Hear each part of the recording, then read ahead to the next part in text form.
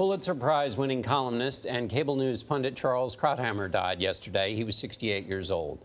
Friends and colleagues at Fox News and The Washington Post remembered him as one of the generation's leading conservative voices. Anthony Mason is here with a look back at Krauthammer's life and work. Anthony, good morning. Good morning. Charles Krauthammer had been battling cancer and had not appeared on Fox News since last August. In a note to readers earlier this month, Krauthammer revealed his cancer had returned and he had only weeks to live, writing, quote, "This is the final verdict. My fight is over."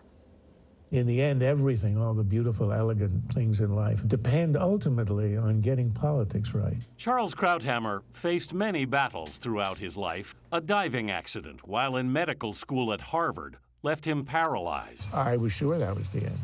But he still managed to graduate on time and at the top of his class. He later gave up psychiatry. You're betraying your whole life if you don't say what you think, and you don't say it honestly and bluntly. And followed his love of politics to Washington. I thought, once I'm in Washington, isn't that where they do politics? Krauthammer was a leading advocate for the Iraq War. We have to attack them where they are. He also didn't shy away from challenging fellow conservatives. I think denial is what you do for yourself as a way to get through life.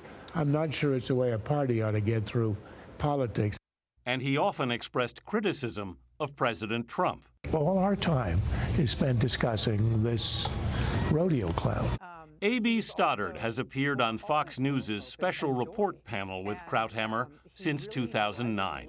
He just was calling them like he seed them, and he was willing to take it from people who didn't like that, because the thing that he couldn't bear was to not be honest. When he needed a break from politics,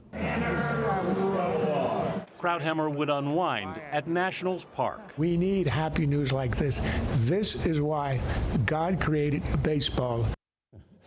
Krauthammer is survived by his wife Robin, son Daniel, and his mother Thea. When he announced he had just weeks to live, he said he had no regrets, writing, "I am sad to leave, but I leave with the knowledge that I lived the life that I intended." The Nationals had a moment of silence for him last night at the stadium, and I know he'd appreciate that. I went to read his letter after I saw that he had written one. There's something, the words strike you very differently when you know the person is writing it, knowing that they don't have much time left on this planet. It's not often you get a chance to write that letter, which is fortunate that he did. But I encourage everybody to go look at a tweet. Nash Jenkins, he covers Congress for Time magazine. His father had an accident. Krauthammer had only met him once.